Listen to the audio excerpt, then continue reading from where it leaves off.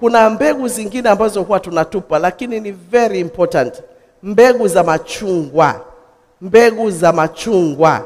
Mbegu za machungwa ni maarufu kwa kuzuia parasites. Hizo zinaingia mpaka kwenye liver. Zinakuta viparasite vya malaria. Vikiwa viko kule bado vinaendelea kuzaana.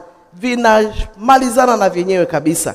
Kwa hiyo kumbe unaweza kutumia mbegu za chungwa, mbegu za limao, unaweza kutumia mbegu za tangerine, na hiyo ukamalizana na maparasites ndani ya tumbo. Na ukikula hizo zinakusaidia sana.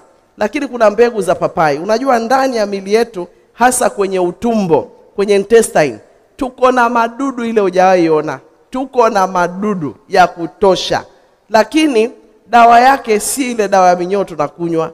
Ukichukua ile papai ukakata namna hii, alafu hata unaweza ili upate ladha, ukamimina tu limao namna hii kidogo, ukaiskupu hiyo kitu ukakunywa, au ukablend kabisa na papai.